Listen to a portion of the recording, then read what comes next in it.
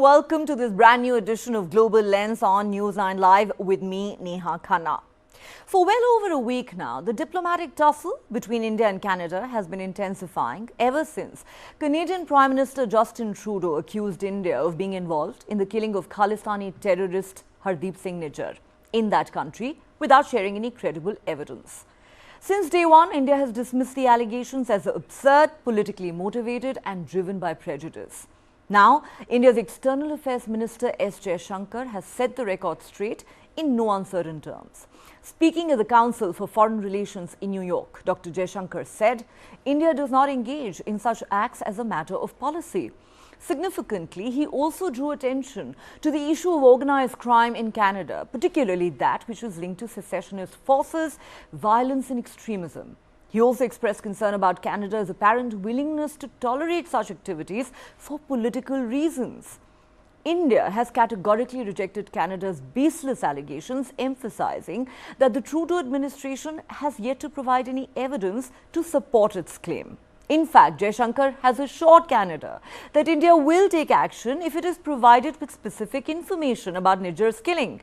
He added that India is open to looking at it.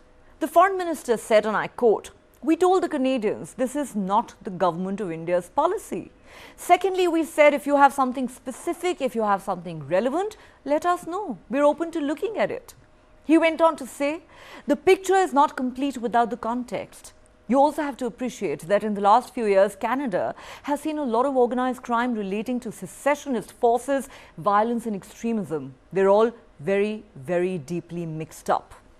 He said India has been badgering the Canadians about the fact that organized criminals are based there, a reference to separatists like Nijjar, and that India has made a large number of extradition requests, none of which have been accepted by Canada. Earlier on Tuesday, while addressing the UN General Assembly, Jaishankar called on UN member states to resist political convenience in their response to terrorism and violence. His remarks were widely seen as a strong message to both Canada and China.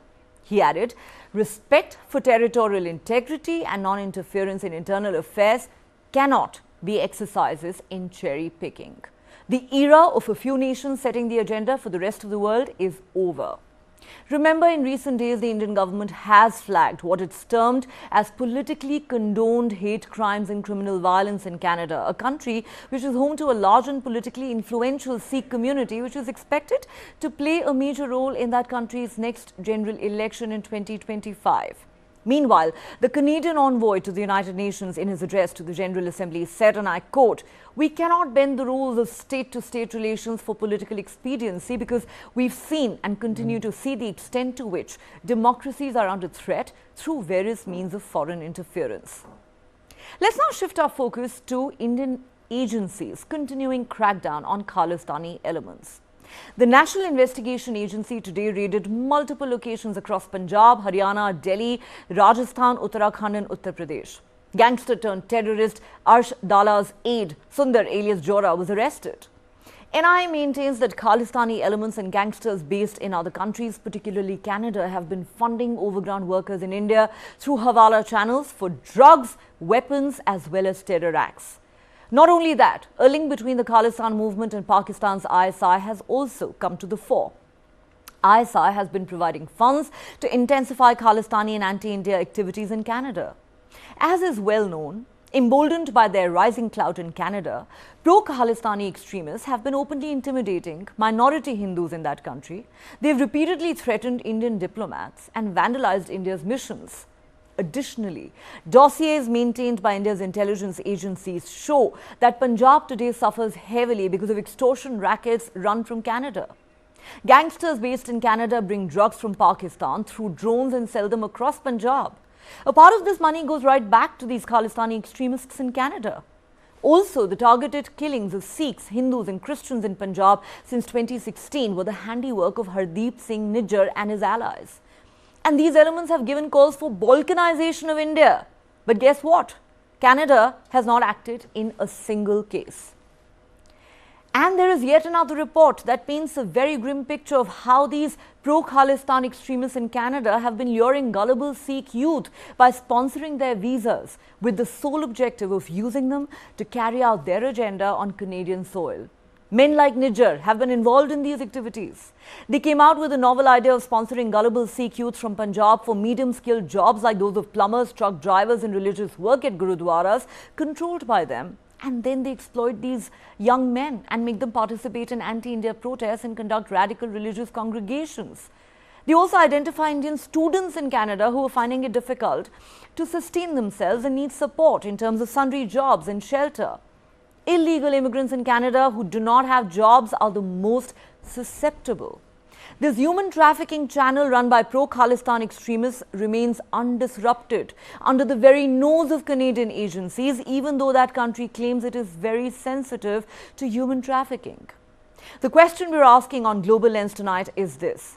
Even as India waits for Canada to share credible evidence backing its allegations against the former, will you, Mr. Trudeau, walk the talk?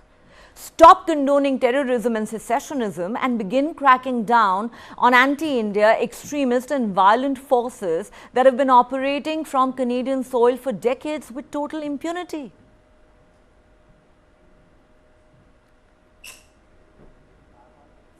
All right. Lots to unpack on this show. Let me introduce our guest. Joining us from Canada tonight is Daniel Boardman, senior journalist with the National Telegraph in Canada. Daniel, welcome to Global Lens. Also, thank you so much for having me. Also joining us, as always, is Ramakrishnan Sridharan, consulting editor with News 9. He joins us live from Washington, D.C. Daniel, let me start with you. I have already outlined what India's External Affairs Minister has said, the stand that India has taken on these charges from day one, the fact that Justin Trudeau hasn't bothered to share any evidence with India so far backing these claims, and the fact that India over the years has presented dossier after dossier to Canadian authorities detailing multiple illicit, violent, extremist and terror activities that a lot of these Khalistani elements in Canada have been engaging in with impunity, and Canada has chosen to look the other way. Not to mention the fact that Trudeau is repeatedly accused of catering to this particular constituency for cynical vote bank politics. The question that we're asking here in India is, Mr. Trudeau, if you've made those wild charges against India, surely you should be sharing some evidence with us. Where is that evidence? How is this story being viewed in Canada, Daniel? Unfavorably, to say the least. His polling numbers took a dive.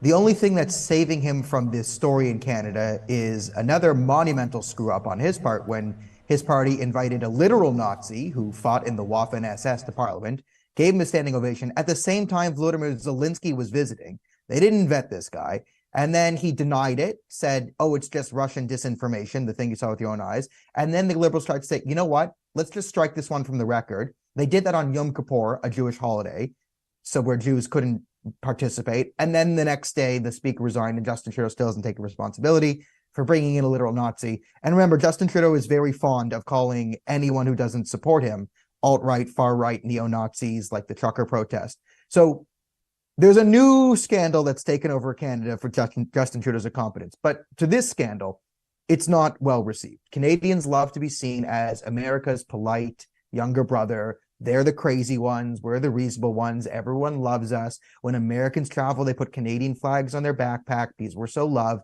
And now that we have 1.5 billion people very angry at us for obvious reasons, it does not do well with the Canadian psyche.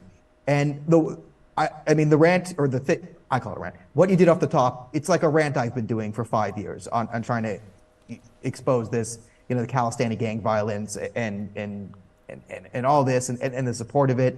There were rumors. It was like one of those well-known secrets in politics when you could sign up people in cash for the political parties, because it's not about vote bank politics. It's not about votes with the Sikhs. It's not. More Sikhs are anti-Khalistani than pro-Khalistani. Stephen Harper grew the Sikh vote in the Conservative Party. It's about money and the illicit money coming in through all the stuff you outlined, right? There were always stories of how the Khalistanis got into politics at first hand, just walking into the Pakistani embassy, walking out with just bags of cash to sign up random people. And we had to get rid of cash signups to the party because of it.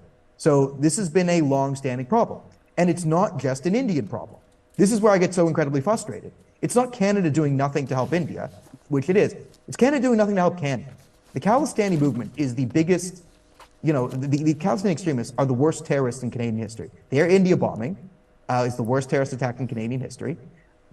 That was an absolute miscarriage of justice. The fact that we only got one guy, he spent 15 minutes in jail. It's a joke, right? It allowed the Khalistani movement to grow. And of course he's sympathetic to the Khalistani. He brought Jasper Atwal, a man convicted in Canadian courts of trying to assassinate an Indian diplomat and Canadians. So this guy is convicted in our court system, not your court system, not Botswana or Australia, Canadian courts. Found this guy guilty of attempted murder in a terrorist attack of an Indian government official. He then gets invited to India in 2018 with the Liberals, right? It's gone too far. We had Ramesh Sangha, another Sikh Liberal MP, call out the fact that, there's a Khalistani element in high levels of Liberal cabinet. He was kicked out of the party.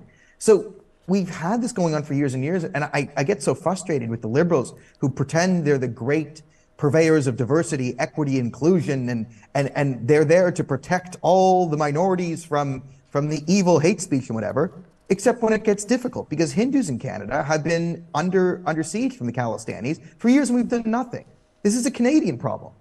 And just because they're Indian Canadians doesn't mean they're any less Canadian, right? So if we're going to go to DEFCON 1 on India because Hardeep Singh Nijjar died, right, but we don't do anything about the thousands of Hindus that get harassed or assassinated, by Khalistanis, it drives everyone mad. And, listen, I haven't seen the Five Eyes report. None of us are going to probably see that Five Eyes report. We don't know what Trudeau has in the hold, but if you look at the Washington Post report, you hit it right. Like, the real problem in Canada here is Khalistani gang violence, and it's Khalistani gangsters. And if we're going to say as a country, and this is a Justin Trudeau thing and a Jagmeet Singh thing, that the most important people in our country are Khalistani gang members, then the biggest threat to Khalistani gang members in Canada is other Khalistani gang members.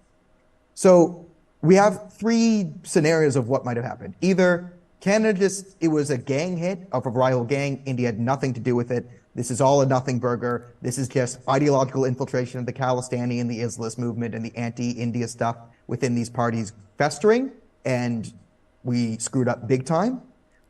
Or, the other thing is it's hard evidence. We have something. We have them on tape admitting to the whole thing. But then, how did the assassination go down? It was a bunch of people who look like Sikhs, right? So the Indian government at least knew to make it look like a Khalistani gang hit, because these happen all the time. One happened a few weeks ago. This isn't an uncommon occurrence in Canada. We don't cover it in our news, so no Canadians really know about it. But I hear about it. I scream into the void. And now someone is listening, which is nice. Or, what if we have sort of a middle ground thing?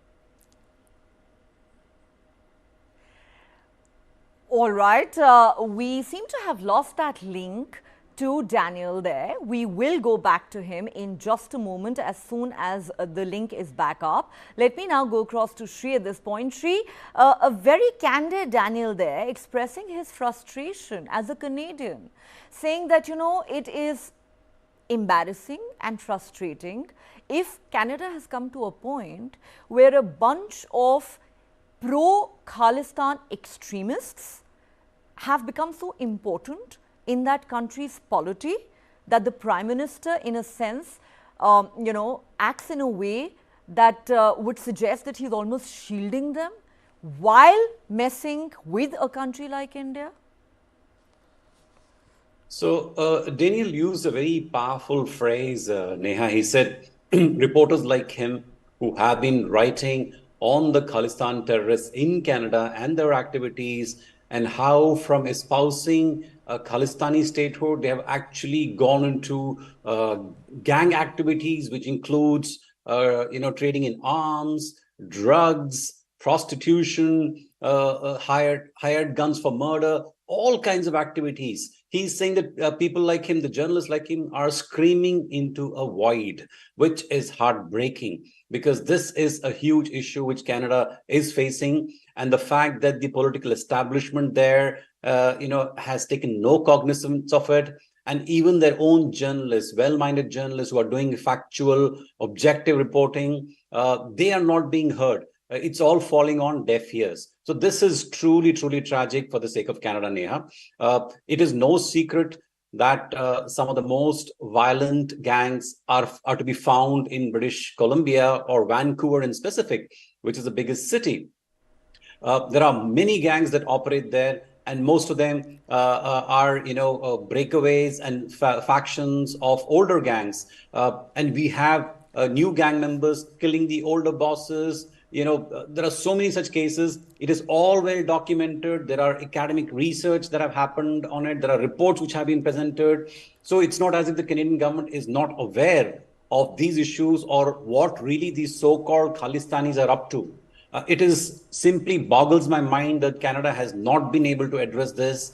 And Daniel said that it is not a political dividend issue, but in the case of Justin Trudeau, definitely there is a political aspect to it because his government survival depends on support from NDP, Jagmeet Singh's support, and Jagmeet Singh has been openly pro-Khalistani. So I think it's time politicians like Justin Trudeau and, we would urge the conservative leader, Pierre Poilievre, to actually look at this. There should be some sort of a judicial inquiry that happens in Canada by Canadian judges, retired judges, on what exactly are these Khalistani groups doing. Let that report then be presented to the Canadian Parliament, to the people of Canada, for them to see for themselves what exactly is going on. Because if the best efforts of people like Daniel and other journalists who have spent decades, not years, but decades, exposing the nefarious activities of Khalistani activists in Canada, then, it's God save Canada, literally, Neha.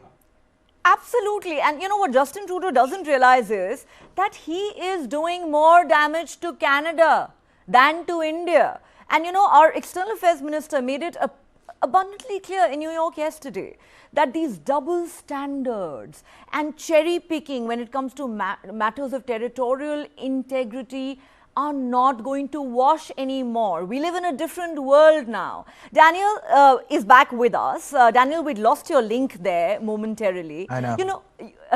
Glad to have you back up. We appreciate the candor with which you've expressed your frustration as a journalist, as a Canadian, somebody who's been reporting on this issue, and the fact that everything that people like you say falls on deaf ears in Canada. But let's just look at where Justin Trudeau is placed today.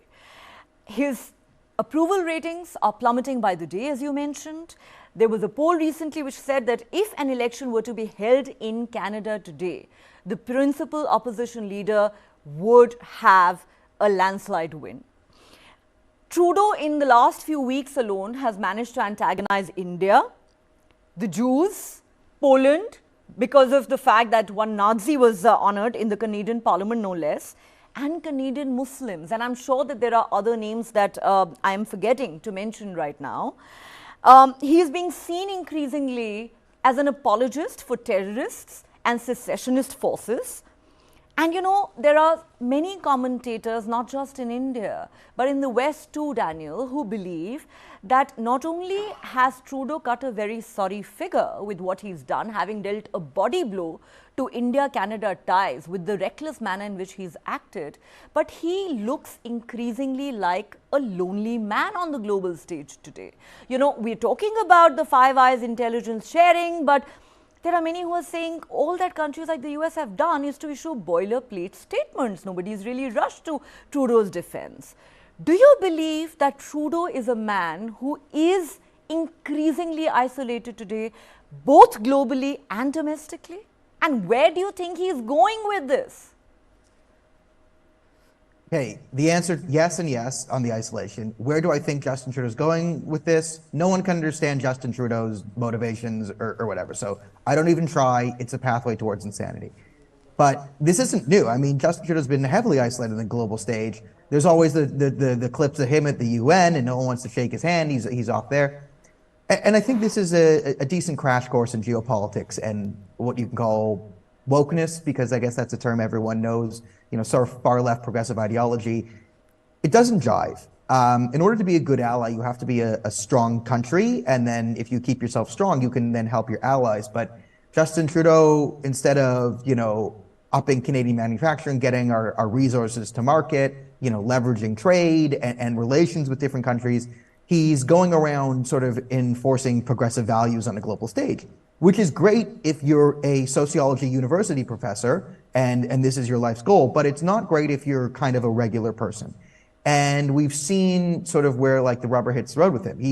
Expect the country of Italy to take a pot shot at us sometime because he lectured Giorgia Meloni on her lack of progressive social values. He did the same to Poland. Now he's doing it to India. So he has a history of hectoring our allies who have governments that are not as socially progressive, let's say, on the stuff, if you don't have a diversity, equity, and inclusion department and 7 pride parades a day, this is Trudeau's number one geopolitical aim is to lecture you on that.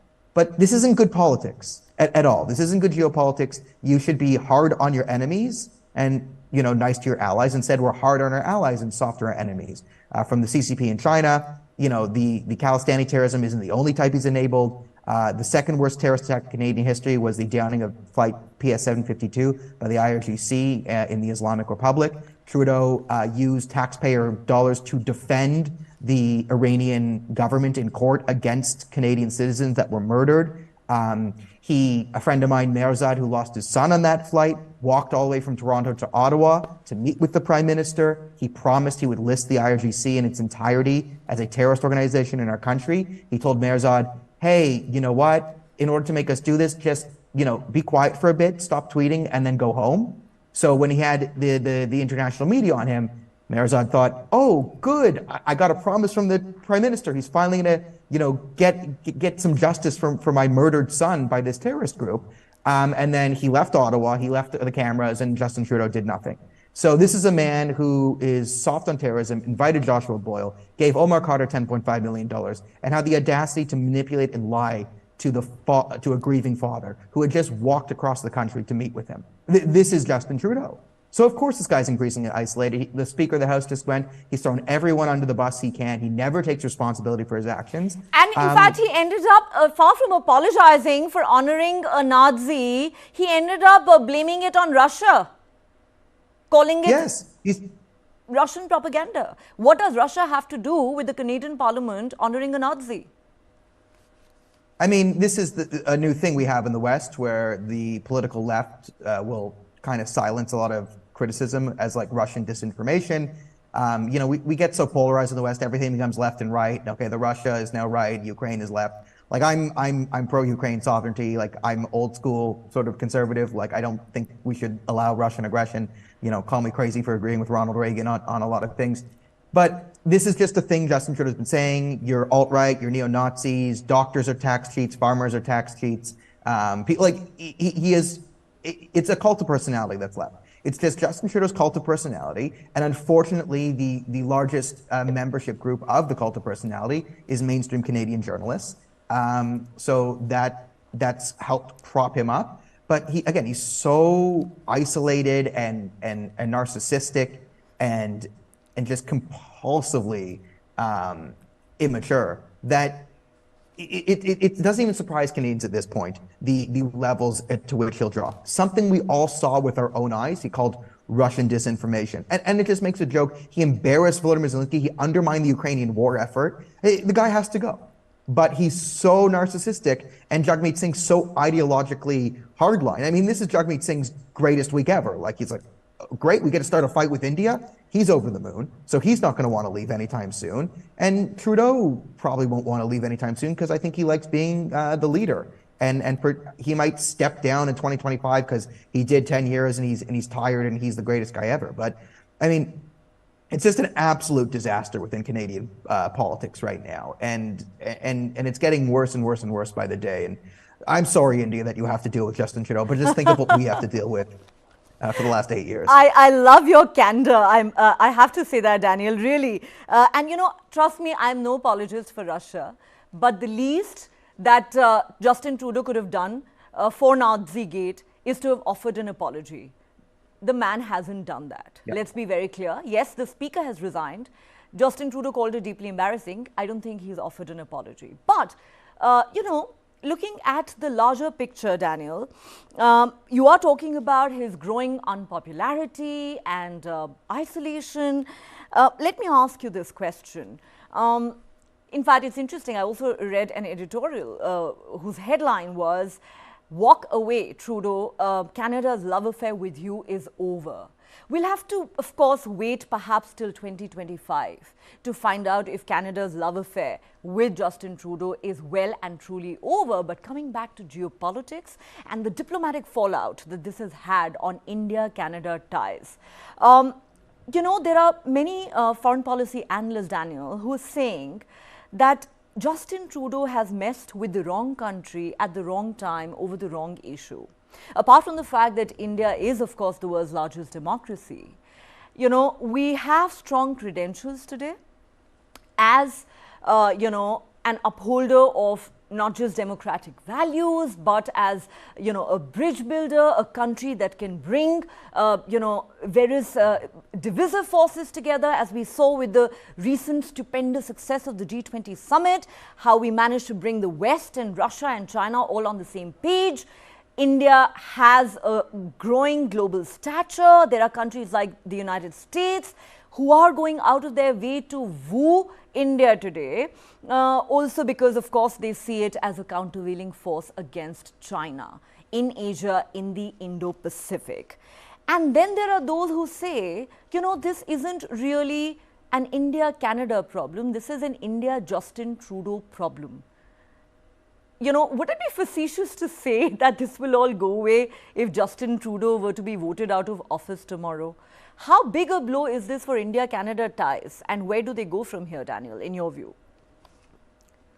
Yeah, I mean, they're not going into a positive. I mean, I think this is an India-Justin Trudeau problem with the side of Jagmeet Singh. That's how I would probably put it there. I mean, I think there's two bad actors in this circle that are, because again, they're in a coalition in all but name only. It's bad for relations. Now, Canada has 100 years of solid, I think amazing foreign policy and diplomacy prior to Justin Trudeau. So I have faith in this country that we can turn it around once he's out of there and, you know, get this back on track. We just need a government to treat the Khalistani issue seriously. And I think a lot of this will go away. You know, we can all both offer some vague, nebulous statements about trying harder to get to the bottom of whatever, and we can both give each other a slap on the wrist and write a letter to the UN and then sign a trade deal, and it can go away. I do think that, but I think you're right. This is sort of messing with India at the wrong time, and this is a case where maybe I think we mistook Narendra Modi for Rahul Gandhi, and now we stepped on a rake and it hit us in the face. Okay, that is very, very interesting, Daniel. You know, I will come back to you in just a moment, but, you know, Shri, let me come back to you now, and I just want to read out a few names that I have on a list that we have compiled. You know, it is, of course, very clear that India has denied any involvement in the killing of Nijjar, and it's very interesting that the Washington Post reported just yesterday, and we discussed it extensively on our show, Shri, that it is Canadian authorities that have completely botched the investigation into the murder. They have acted like the Keystone Cops, as I keep saying. But keeping that issue aside for a moment, you know, talking about Western hypocrisy, which countries like India have been at the receiving end of multiple times, I just want to draw the attention of our viewers to, you know, the assassinations that have been carried out by countries like the United States over the years. We all know that the US has conducted drone strikes in Pakistan, Yemen, Somalia, Afghanistan to target suspected terrorists. There were often civilian casualties, as we know. These strikes happened without the explicit permission of the host countries. We cannot forget the killing of Osama bin Laden, which happened in Abbottabad. If we could just have that graphic up on the screen, please, which is in Pakistan. The Pakistan army was livid because nobody in that country knew that America was going to do this. Anwar al-Awlaki, a US citizen and alleged Al-Qaeda propagandist, was killed in a drone strike by the US in Yemen in 2011.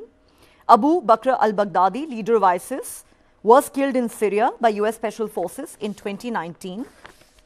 We know about the famous case of General Qasem Soleimani, top Iranian military commander, who was killed in a US drone strike in Iraq in 2020. In 2015, the UK acknowledged that it conducted a drone strike in Syria that killed 2 British citizens who were fighting for ISIS. French operations have been held in Mali and the broader Sahel region. These were called counter-terrorism operations.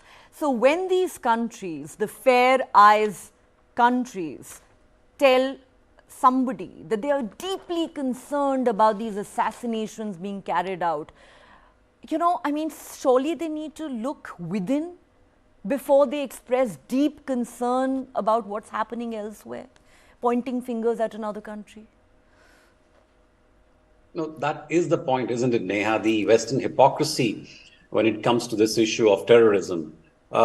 You know, why did US have to go into Abbottabad and pull this man out of his home middle of the night and shoot him dead? It's because Pakistan not only denied that Osama bin Laden was, in their country. They said, we don't know where he is. Well, the fact was he was living within the army area, being protected by the local army. So let us assume for a minute, and even if the allegations, let's say Five Eyes intelligence is making against India, that it was India which eliminated Nijjar. Now the question that you need to ask is, why did India even have to do something like that? I mean, India is a country which has been independent for 75 years, and we have absolutely no track record of doing anything like this. So if I'm not saying that India did it. I'm saying that even if in a scenario, if India actually was responsible, or anyone, forces sympathetic to India were responsible for this, I think Canada and the Western world needs to ask itself why. And the answer is that for 40 years, India has been giving evidence after evidence after evidence to Canada to say that how the Khalistani, the so-called Khalistani freedom fighters in Canada are actually terrorists who are not just, conducting violence in India. They're also conducting, a drugs trade. They're helping Pakistan. They are in cahoots with ISI and making weapons available to people who are acting against India's interests. So repeatedly, India, for not just 4 years, 5 years, but for 40 years, from the time of Indira Gandhi, we have been giving this evidence to Canada, and Canada has done precious little. So I don't think the Western countries which are objecting to any kind of state action, even if it is true that India was involved, I'm not saying that India is involved, but even if it is true, they have absolutely no moral right to object to India protecting its borders, its sovereignty, and keeping its people safe from terrorists who could be a potential threat to our safety, our peace, and our prosperity, Neha. Absolutely. Daniel, the cases that I've mentioned, that's just the tip of the iceberg. These are just a handful of cases among the many, many, many cases that have been reported over the years, and many targeted killings, as we know, have also gone unreported. Hypocrisy much? Like I said on the show yesterday, and I want to say it again. The attitude of countries like Canada seems to be, our terrorist is a terrorist, while your terrorist is an innocent, law-abiding Canadian citizen. Poor plumber. Yeah, I mean, this is a bit of a complicated issue, and it's one of those things where we all know people do it, and yes, it's wrong, but we all do it because we have to. There is a difference between a clandestine assassination on a random country and in an allied country, right? So these are two different things, and every country is allowed to be upset because it's embarrassing that this needs to happen here. So I think you can understand the Canadian perspective that, we have to protect some sort of sovereignty. Now, the smart thing to do is when someone like Hardeep Singh Nijjar is killed, and even if you had evidence that the Indian government's behind it, a smart thing to do as Canada would probably just be to pretend it was Khalistani gang violence, because this guy's not going to get sympathy from the global community, right? It'd be one thing if this was a 12-year-old girl who the Indian government assassinated because she was, the act said something about Khalistan and it went viral. That would be a major thing. But when it's a guy who's on video supporting suicide bombings, armed, insurrection, his lawyers running around telling Hindus to get out of the country, sorry, like no one in America, Australia, or any part of the world is going to be like, oh no, we have to cut ties with India because of this guy. And also domestically in India, like when there's someone talking about destroying India and killing all the Hindus, Are the Indian people going to turn against the government that got rid of that guy, hypothetically? No. So it is a complicated geopolitical issue. It's one of the things that we all kind of accept happens, but we don't talk about it because it's kind of smarter not to talk about it in some senses.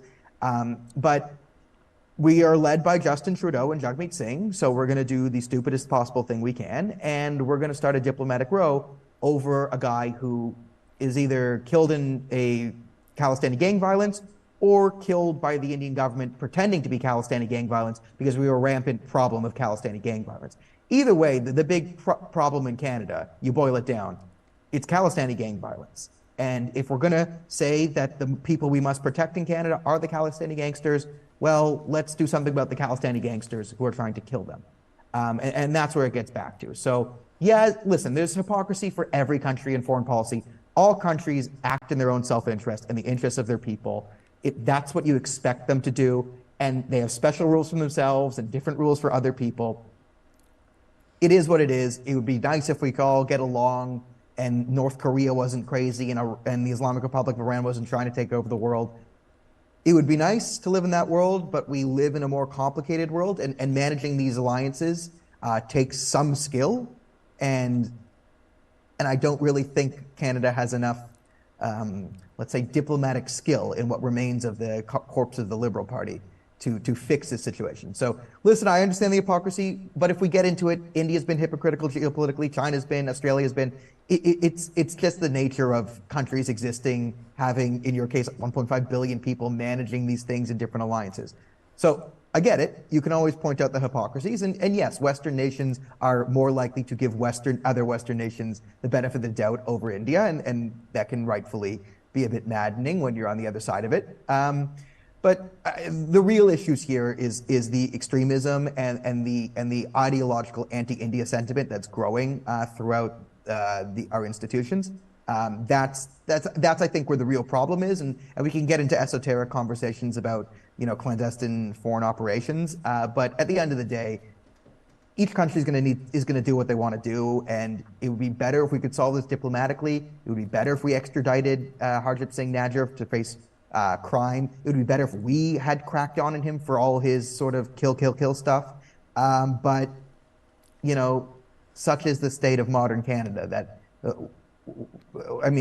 we're tripping over our own feet on literally every issue. And again, this scandal's been replaced by an even more ridiculous scandal. And who knows in 2 weeks, if Justin Trudeau will bring literal ISIS members into Parliament to be honored for their service to our country. Who knows what the government's got planned here? But listen, I get it from the Indian perspective, but geopolitically, everyone's hypocritical at some point. So this isn't the big issue for me. Okay, and I understand the larger point that you're making. And Daniel, since you have to leave, I will ask you this final question. The likes of Hardeep Singh Nijjar have called for violence against Indians. They have talked about balkanizing India. This man was wanted for targeted killings in the Indian state of Punjab. As a matter of fact, Indian agencies have handed over nothing less than 25 dossiers on many of these Khalistani terrorists over the years and sought their extradition. Not one of those extradition requests have been accepted by Canada. Now there is this man called Panun, the founder of Sikhs for Justice, who has been operating with impunity from Canadian soil, openly issuing threats to Indian diplomats, painting a target on their back, calling for violence against them. He's responsible for, the vandalism that happened at Indian missions in recent months. He's threatening Hindus in Canada, asking them to leave Canada and come back to India. And guess what? Justin Trudeau thinks this is freedom of speech. That is infuriating. How is India supposed to respond to that? And finally, Daniel, where do you see this issue going next? How do you see things panning out in the next few days? I see this government spiraling in a pit of disaster, running around in circles, blaming everyone but themselves in an absolute catastrophe. So that's what I predict over the next week of Canadian politics. There might have been a secret cabinet meeting last night, so maybe they'll come out with a new plan. I don't know. But in terms of this pandemic, this is what I'm talking about. Like, you can't have guys running around openly threatening people. I am the most free speech absolutist guy you will find in the country of Canada. I don't believe in hate speech laws. I do believe there are violent, horrible things you can say that violate other laws, right? Incitement to violence, that's a crime. Harassment, that's a crime. Targeted harassment. And this guy's broken all of the general conventions of speech outside the hate speech laws. He's broken. And then add on to that, Canada has really strong hate speech laws, and they're not being enforced on this guy. Like, this is the maddening stuff. And I see it, and it's not just the Hindu community. I mean, I'm part of the Jewish community. I have seen many radical Islamist organizations invite speakers to openly call for the death of Jews, and they added Hindus in there as well. And we're talking about death, slay them one by one, spare not one of them, real crazy stuff, inviting radical speakers from different things to say, genocidal things about Jews and Hindus.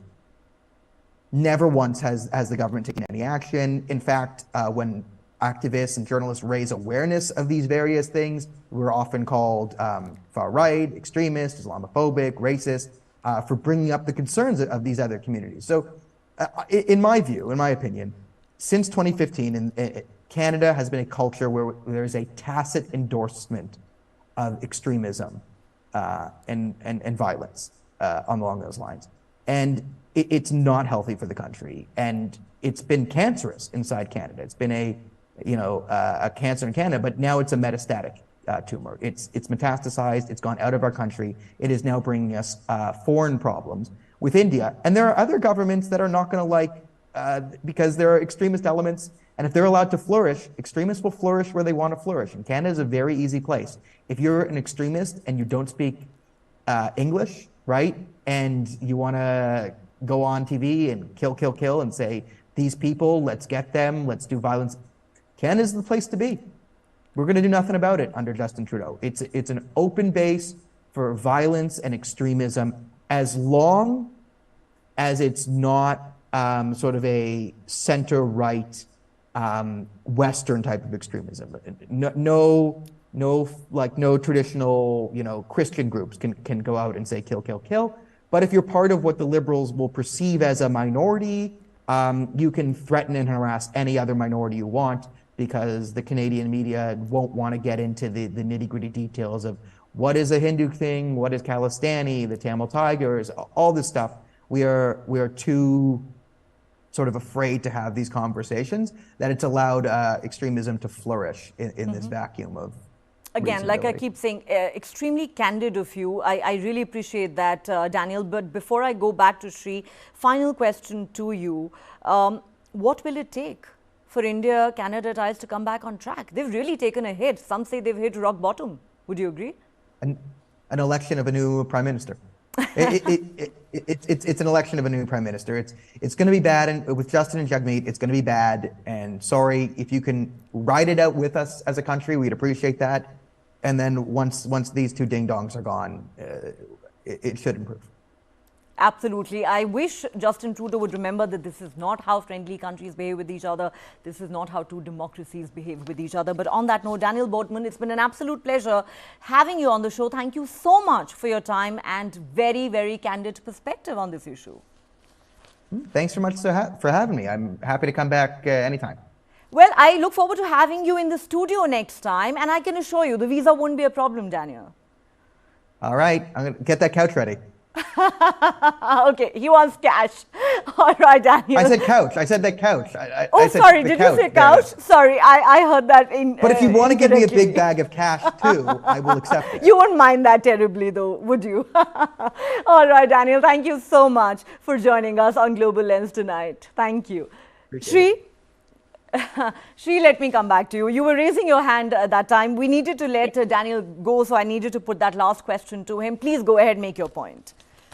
No, so actually I was going to ask Daniel, but what we are hearing from a very senior and reputed journalist from Canada is that Canada's political correctness, its desire to be seen as a politically correct country, has now become a big liability for itself, where it is, failing to draw a line between freedom of expression and the freedom of people to actually foment terror activities on their soil. So I think this is a question which the Canadian people, the voters, have to consider, Neha, because they have to realize that the people who are passing themselves off as freedom fighters or activists are actually not that they are the people behind a lot of violence. They are the people behind a lot of drug trafficking, prostitution, shipment of arms, trading in arms, and hired guns for killing. So I think people of Canada, the voters of Canada, have to wake up to this reality. And I hope journalists like Daniel will be able to present this picture. And he said there might be some sort of a political change that comes along based on this, and therefore, countries are able to, appreciate the freedom of the people, but at the same time say that this is not terrorism is not what we will allow and let you do, even if you're a citizen of Canada or any other country, Neha. Is Justin Trudeau listening? That is the million-dollar question. A quick clarification before we wrap up. Shri, I hope to have you in the studio as well, not just Daniel. My pleasure, Neha. Anytime. Look forward to that. Thank you so much, Shri, for joining us as always on Global Lens and sharing your valued perspective on what has clearly been the biggest story of the fortnight, the escalating tensions between India and Canada. This is a story we will continue to track very closely here on Global Lens. That's all the time we have on the show tonight. Thanks so much for watching.